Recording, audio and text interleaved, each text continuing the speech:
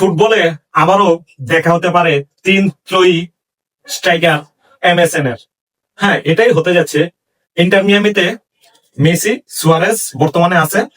Neymar সন্তোষের সাথে এই ডিসেম্বরে তার সিজন শেষ হয়ে যাবে। হয়তোবা জানুয়ারি থেকে ইন্টার মিয়ামি হয়ে নেইমার খেলতে পারেন। তাহলে আবার সেই এমএসএন ত্রয়ী দেখা যাবে ফুটবল বিশ্বে। তবে আগের মতো হয়তোবা তাদের সেই খেলার ধার থাকবে না, ওরা থাকবে না, কিন্তু মানুষকে, তার ভক্তদেরকে আনন্দ দিতে পারবে। আমরা দেখে উপভোগ করব যে এই ত্রয়ী একসাথে খেলতেছে। তো আপনাদেরকে জানিয়ে দিচ্ছি যে বার্সেলোনাতে এই তিনজন কিন্তু 3 সিজন খেলেছে। 3 সিজনে 364টা গোল করেছে। প্রথম সিজনে করেছে 122 গোল, তারপরের সিজনে 133 গোল, এর পরের সিজনে 111 গোল। এই 364 গোল করেছে। আবার এই জায়গায় অনেকেই বলতে পারেন যে রিয়াল মাদ্রিদের বিবিসিও তো খেলেছে। হ্যাঁ, বিবিসি এই ত্রয়ী থেকে বেশি শিরোপা জিতেছে, কিন্তু বিবিসি এই এমএসএন এর মতো আতঙ্ক সৃষ্টি করতে পারে নাই। মেসি, নেইমার, সুয়ারেজ এই তিনজনের মতো একটাবার এখনো যদি আপনার মাথায় একটু কল্পনা করে দেখুন যে রাইট উইং এ মেসি, লেফট উইং এ নেইমার, মাঝখান দিয়ে সুয়ারেজ, মানে কি ভয়ঙ্কর রকম অ্যাটাক। যে কোনো টিমকে ঘুরিয়ে দেওয়ার জন্য এই তিনজন, এই ভয়ঙ্কর অ্যাটাকিং ফুটবল আবারও আমরা দেখতে পারবো ইন্টার মিয়ামির হয়ে আমেরিকান লিগে, এমএসএল লিগে।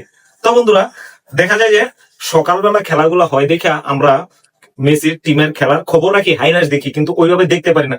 আর দেখা যায় আগে ছিল, এখন তো তেমন একটা বয়স নাই। আগে যখন ছিল তখন খেলা দেখতাম, রাত জেগে খেলা দেখতাম, কিন্তু এখন তো আর ওই বয়স নাই। দেখা যায় সকালবেলা ওইটা ব্যবসা বাণিজ্য নিয়ে ব্যস্ত, এই কারণে আর আগের মতো খেলা দেখা হয় না। তবে এই এমএসএম, তাদের যে আতঙ্ক, এই আতঙ্ক, তারা এখন বয়স্ক হয়ে গেছে, বুড়ো হয়ে গেছে, কিন্তু যে কোনো টিমকে এখনো ভয় ধরিয়ে দিবে। যে কোনো টিমের কোচের বুকে এখনো কাঁপুনি ধরিয়ে দিবে এই এমএসএন ত্রয়ী।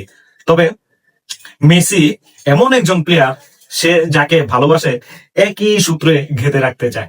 যেমন ইন্টার মিয়ামিতে আলমাকে এনেছে, বুস্কেসকে এনেছে, তারপর সুয়ারেজকে এনেছে, তারপর এখন পালা নেইমারের। আবার সেই অ্যাটাকিং এর আতঙ্ক এমএসএল লিগে ত্রয়ী যে আতঙ্ক দেখাবে। দেখেন ক্রিস্টিয়ানো রোনালদোর সাথে কিন্তু খেলেছিল বেনজামা, ভেল, ডি মারিয়া, তারা অ্যাটাকিং এ। কিন্তু ক্রিস্টিয়ানো রোনালদো কি কারোর সাথে ভালো সম্পর্ক ধরে রাখতে পারছে? বা ক্রিস্টিয়ানো রোনালদো কি কোনো প্লেয়ার এমন বন্ধুত্ব ধরে রাখতে পারছে? কিন্তু মেসি এমন একজন প্লেয়ার, সে তার বন্ধুদেরকে একই সূত্রে গেঁথে রাখতে চায় সব সময়। মেসি কিন্তু এই দিক দিয়ে একটা বেস্ট। সে কখনো তার বন্ধুদেরকে ভুলে না, সে ভুলতে চায় না। দেখেন, আরেকটা কথা বলি, বার্সেলোনাতে কিন্তু মেসি আর আগুয়েরো কিন্তু খুব ভালো বন্ধু আর্জেন্টিনার ন্যাশনাল টিমের হয়ে। মেসি চাইছিল আগুয়েরোকে বার্সেলোনাতে আনার জন্য। তারপর যখন বার্সেলোনাতে আগুয়েরো আসছে, তখন মেসি আবার বার্সেলোনা ছেড়ে চলে গিয়েছে। এই হচ্ছে বিধাতার নিয়ম। বিধাতা যদি চায় সবকিছু হয়, আর যদি না চায় তাহলে কিছুই হয় না।